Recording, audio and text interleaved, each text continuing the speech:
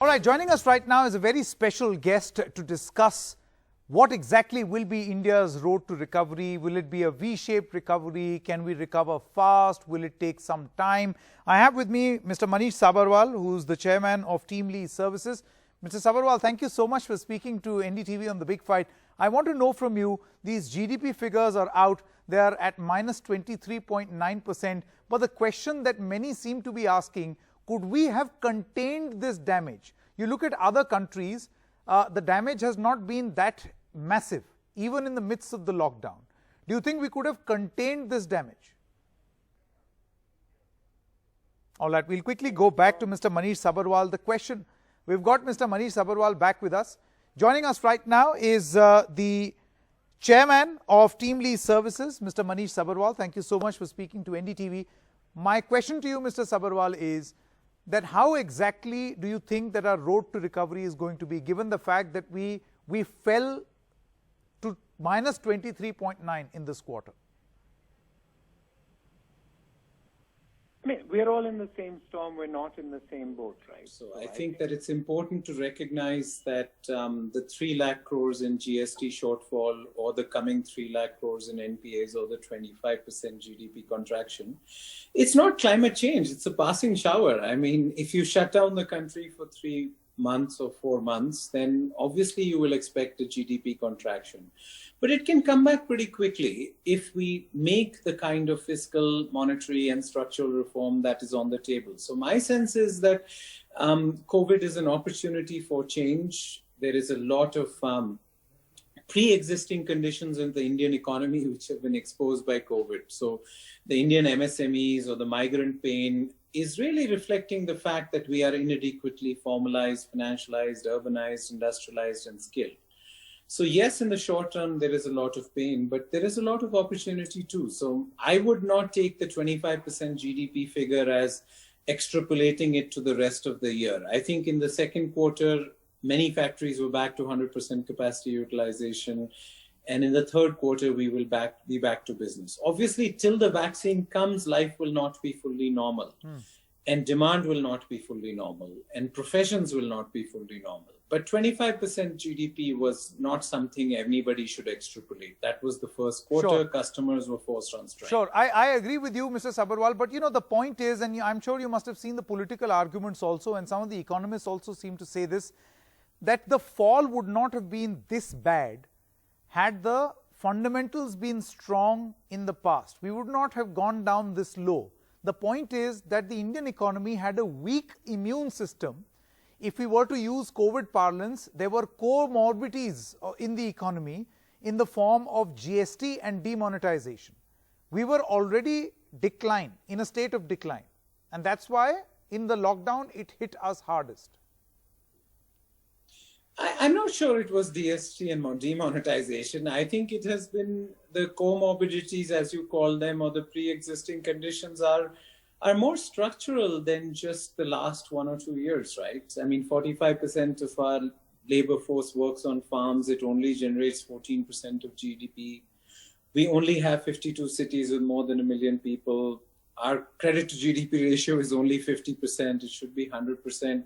So while the weather of the moment may seem like it's overwhelming because of COVID, directly being connected to GST or to demonetization, my sense is that would be taking too narrow a view of how an economy works. Yes, there was a small, there was some short-term pain for long-term gain. I think formalizing in India is one of the only things that will take us to higher productivity. See, I don't believe India has a jobs problem. I believe we have a wages problem.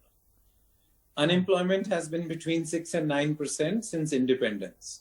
And in fact, you saw that data which went from 8% unemployment in March to 28% unemployment in April and back to 8% now. Back to 8%, I agree. Which shows that our problem is not jobs, it is wages. Everybody who wants a job has a job. They don't have the wages they want. So if the problem is employed poverty, I would be a little careful with saying that India's employed poverty got created in the last 2 months or 2 years. So India doesn't change for a better option. She changes when you have no option. So I would submit, John Kingdon's policy window, when the problem, solution, and opportunity come together, are exactly what India has. We are one of the few countries in the world where global growth for 2 decades is left. China factory refugees are looking to leave China. We have an opportunity here, but we need to do a lot of reform. If we lose this opportunity, that would be sad. Which brings me to my next question, reform. And the 20 lakh crore package, the Atmanirbhar package that the government launched, was meant to do exactly this, to use this moment, use this challenge as a big opportunity to change and reform. Do you think we have done enough? Because now we have a 2 or 3 month period to be able to analyze how successful initially this Atmanirbhar package has been. For instance, loans. Many people say MSMEs have not been benefited. Loans are not easily available. See, I don't think monetary and fiscal policy can solve India's problems. I think we've done something in fiscal policy, but we can't be like the US. The US is running a fiscal deficit of $3.2 trillion, which is more than India's GDP. So Japan is running a fiscal deficit of 19%. India is already running a fiscal deficit of 12%. We've done our monetary policy. So what needs to be done is now structural reform. We need labor reform. We need compliance reform. We need banking reform. We need infrastructure reform. So I would submit that, the 3 pillars of fiscal, monetary, and structural reform, we need to now shift focus to, beating up banks to lend or stealing 10 lakh crores from our grandchildren, which we shouldn't, I think. Pain is a symptom. Pain is not the disease. The disease is inadequate urbanization, formalization, industrialization, and skilling. So I would submit that the Atmanirbhar 20 lakh package was useful as a short-term measure, but it was never going to take us to higher levels of productivity. We need higher productive areas. I live in Karnataka, my parents live in UP. We have 1/4 the number of people of Karnataka, but we have the same GDP, which means we're 4 times more productive. Our firms are not productive. Our individuals are not productive. So I think the productivity super cycle, poverty is about productivity. And so I think if we just depend on fiscal and monetary policy, that will not be enough. We need a massive dose of structural reform. We should take an axe through our labor laws. We should take an axe through the 67,000 compliances and 6,700 filings. And then India can meet its destiny. I mean, we are a 10 horsepower engine running on 4 horsepower.